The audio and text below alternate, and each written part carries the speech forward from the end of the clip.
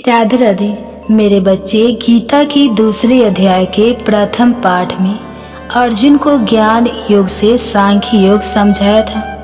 अर्थात समझाया था कि कैसे प्रत्येक मनुष्य को कर्म को अपना कर्तव्य समझकर करना चाहिए। आज भगवान वही बात कर्म योग से समझाएंगे। कर्म योग यानी हमें फल की इच्छा रखे बिना उसमें अपनी इच्छाएं आसक्ति को जोड़े बिना भगवान को समर्पित होकर कैसे कर्म करना चाहिए, वही आज के कलयुग में भगवान समझाते हैं। प्रथम 41 वर्ष श्लोक में कहते हैं कि इस कर्म योग में निश्चित बुद्धि एक ही होती है, किंतु हर विचार वाले विवेकी मनुष्य की विद्या निश्चय ही बहुत वेदों वाली और अनंत होती है। अर्थात इसमें भगवान समझाते हैं कि मानव बुद्धि दो प्रकार की होती है। एक जिसमें एकाग्रता फिरता है, भगवान को समर्पित है, और दूसरी बुद्धि जिसमें कोई संकल्प नहीं, कोई निर्णय नहीं है, वे सदैव इच्छाओं के पीछे इधर उधर भटका करती है। ऐसे लोग अपने धर्म को, अपने कर्तव्य को कर्म नहीं व्यापार मानते हैं। भगवान से भी काम भक्ति करते हैं, यानी कामना पूर्ति हो तो भगवान, नहीं तो नहीं। ऐसे लोगों को विवेकशील कहकर भगवान ने उनकी बुद्धि को अनंत बहुत दिशा वाली भटकने वाले स्तर बताए हैं। 45 वर्ष रूप में भगवान अर्जुन को महत्वपूर्ण शिक्षा देते हैं। वे कहते हैं मनुष्य को 3 गुण त्याग कर, अर्थात पहला व्यवसायिक बुद्धि ज्ञानी भगवान से भी लेन देन की बुद्धि को छोड़कर शिशु को त्याग कर और द्वंद्व से रहित होकर कर्तव्य कर्म करना चाहिए। इसके लिए उन्होंने गीता का महत्वपूर्ण श्लोक भी कहा, कर्मणि रास्ते या फलेषु कदाचन मां कर्म फल हेतु वर्मा के संग उत्क्रमणि। तेरा कर्म करने में ही अधिकार है, किस फल में कभी नहीं, इसलिए तो कर्मों का फल के लिए मत कर, और फिर करने की भी इच्छा नहीं होनी चाहिए। धनंजय तो इच्छा को त्याग कर तथा सीधी सीधी को समान बुद्धि वाला होकर कर्तव्य कर्म कर, अर्थात कर्म की पूर्ण होने या ना होने तथा उसकी फल को देखकर विचलित ना हो, एक भाव से कर्म किए जा। मेरे बच्चे, मुझे लगता है कि तुम्हारे साथ साथ मुझे भी जीवन का अनमोल ज्ञान मिल गया। हमने कभी नहीं सोचा कि भगवान राम, कृष्ण, हनुमान जी, कुबेर, गुरु नानक और तो और वीर शिवाजी, महाराणा प्रताप, लक्ष्मीबाई, भगत सिंह, सबने यही तो किया था। उन्होंने अपना कर्तव्य निभाया। जय पराजय, यश अपयश, इसकी चिंता किए बिना वे उस कार्य को पूर्ण कर पाएंगे या नहीं, यह सब सोचे बिना सिर्फ अपना कर्तव्य निभाया। और देखो, इसलिए आज उनकी कीर्ति जन जन में गाई जाती है। लाखों करोड़ों के पूजनीय बन गए हैं। भावनाएं आगे कहते हैं कि काम करते हैं बड़े ही निम्न श्रेणी के होते हैं, जबकि संबोधित मनुष्य पापों को त्याग कर सिर को अच्छे से करते हैं।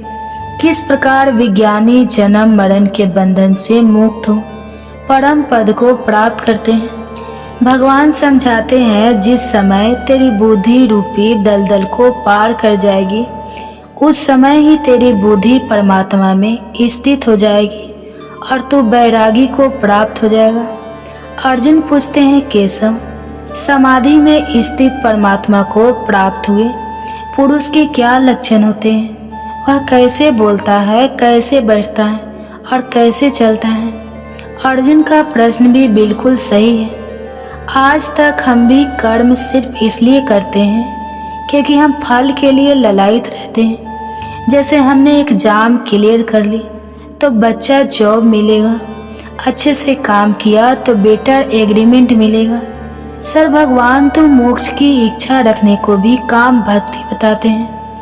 क्या कोई ऐसा पुरुष होता है, और होता है तो वह कैसे है जीवन यापन करता है, उसके क्या लक्षण होते हैं? यही बात अर्जुन जानना चाहते हैं। भगवान बताते हैं कि अर्जुन जिस काल में मनुष्य संपूर्ण कामनाओं को त्याग देता है और आत्मा में ही संतुष्ट रहता है।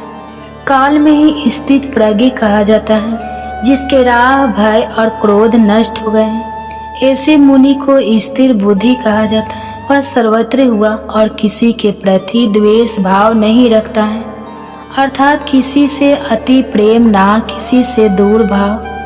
ऐसे व्यक्ति की ही बुद्धि स्थिर बताई गई है और इसके लिए उन्होंने बताया, जिस प्रकार से अपने अंगों को समेट लेता है, वैसे ही जब पुरुष इंद्रियों को सब ओर से हटा लेता है तब उसकी बुद्धि स्थिर हो जाती है।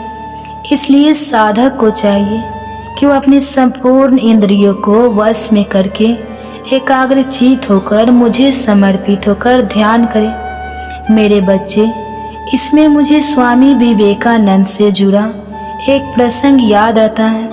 एक बार किसी ने रामकृष्ण परमहंस जी से यही सवाल पूछा था कि स्थिति प्रज्ञ कैसा होता है।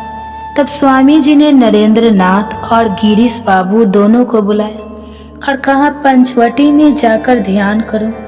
वे दोनों गुरु का आदेश पाकर पेड़ के नीचे जाकर ध्यान में बैठ गए, पर कुछ ही समय में जैसे चारों ओर से मच्छरों ने उन्हें ढक लिया।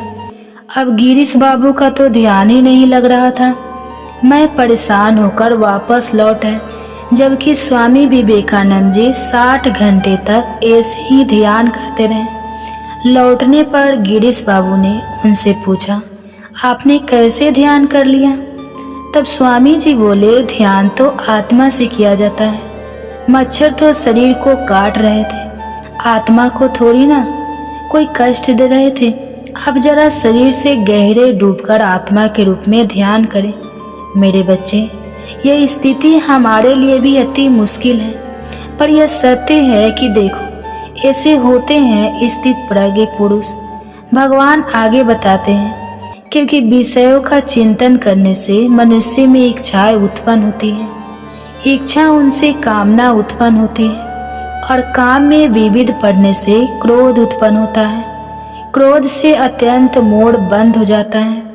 मूल भाव से समृद्धि भ्रम हो जाती है। समृद्धि के भ्रम हो जाने से बुद्धि अर्थात ज्ञान शक्ति का नाश हो जाता है, और बुद्धि का नाश हो जाने से मनुष्य अधोगति जाने को पाता है।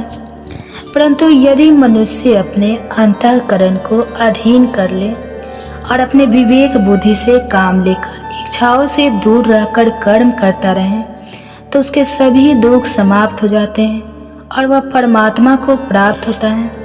वास्तव में यह उपरोक्त पंक्ति पूरी गीता का सार है। अगर हम यह कर पाए तो शायद सचमुच भगवान को पा लेंगे। आगे चलकर भगवान पर समझाते हैं, क्योंकि जिस प्रकार जल में चलने वाली नाव को वायु भार लेती है, वैसे जब हमारा मन विषयों का चिंतन करता है तो इंद्रियां उस पुरुष की बुद्धि को हर लेती है।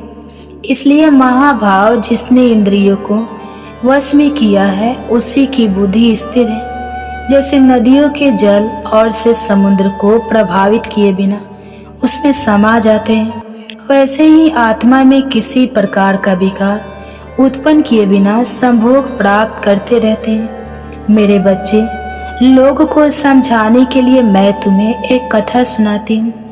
वैदिक काल की बात है। महर्षि वशिष्ठ और महर्षि विश्वामित्र का आश्रम गंगा नदी के तट पर आमने सामने की ओर था। महर्षि वशिष्ठ अपनी पत्नी अरुंधति के साथ गृहस्थ जीवन की जिम्मेदारियों को निभाते हुए तपस्या में लीन रहते थे। वहीं महर्षि विश्वामित्र एकाकी जीवन व्यतीत करते थे। उनके भोजन की व्यवस्था महर्षि वशिष्ठ के आश्रम से ही होती थी। हमेशा की तरह अरुंधति महर्षि विश्वामित्र का भोजन लेकर जा रही थी। वर्षा काल का समय था। नदी में पानी अधिक बढ़ गया था और उसे पार करना अति मुश्किल था। ऋषि वशिष्ठ बोले, हे देवी, संकल्प पूर्वक नदी से यह निवेदन करो, यदि तुम्हारी ऋषि की सेवा में भोजन ले जा रही हो तो वह तुम्हें मार प्रदान कर। उन्होंने नदी से विनती करे और नदी ने उन्हें रास्ता प्रदान कर दिया और खुशी खुशी विश्वामित्र जी को खाना पहुंचा दिया। भोजन देने के बाद जब वे वापस लौटने लगे तभी नदी का उफान जोरों शोरों पर था। इस पर महर्षि विश्वामित्र बोले, हे देवी, आप जाइए और संकर पूर्वक नदी से विनती कीजिए कि यदि मैं आजीवन ब्रह्मचारी महर्षि की सेवा में जा रही हूँ तो मुझे रास्ता प्रदान करें। महर्षि के कहे अनुसार और नदी में रास्ता दे दिया। वह पूर्व अपने स्वामी के पास लौटे। घर आकर उन्होंने आश्चर्य से महर्षि विशिष्ट से पूछा, यदि मैं महर्षि विश्वामित्र को लेकर आती है और जब मैं आपकी माँ बन चुकी हूँ तो ब्रह्मचारी कैसे हुए? आजीवन ही दीदी, तुमने बहुत ही सुंदर जिज्ञासा व्यक्त की है। जिस तरह कीचड़ में खिलकर भी कमल सदा उनसे दूर रहता है, उसी तरह जो तपस्वी सदा केवल जीवन रक्षा के लिए भोजन करता है वह निराहार यही है, और जो ग्रह अस्त लोक कल्याण के उद्देश्य से निष्काम भाव से अपनी पत्नी से संबंध स्थापित करता है वह आजीवन ब्रह्मचारी ही है। अब अरुंधति की शंका का समाधान हो चुका था। समझे मेरे बच्चे अलग कार्य नहीं करते, सिर्फ उन कार्यों में अपनी आसक्ति है, अपनी इच्छाओं को नहीं जोड़ते, अपनी इंद्रियों को वश में रख कर्तव्य बोध से परमात्मा की इच्छा अनुसार कर्म करते हैं। भगवान भी अंतिम श्लोक में कहते हैं कि अर्जुन, यह ब्रह्मा को प्राप्त हुए पुरुष की स्थिति ऐसी है जिसको प्राप्त कर योगी कभी मोहित नहीं होता और अंत काल में ब्रह्मानंद को प्राप्त हो जाता है। इस प्रकार भगवान जीवन का परम पद प्राप्त करने का मार्ग इस अध्याय में बताते हैं। आज तुम इसी ज्ञान का चिंतन और मनन करना। मेरे बच्चे, महसूस करना कि जीवन में हम इसे कितना अपने जीवन में अपना पाएंगे, पर मेरा विश्वास है कि हम जितना भी अपना पाएंगे यह हमारे कल्याण का मार्ग ही होगा। अब तुम आराम करो मेरे बच्चे। ओम तत्सव। श्रीमद् भागवत गीता उपनिषद ब्रह्मविदा एवं योग शास्त्री श्री कृष्ण अर्जुन सवाल। साथियों के नाम द्वितीय अध्याय। जय श्री कृष्णा। राधे राधे।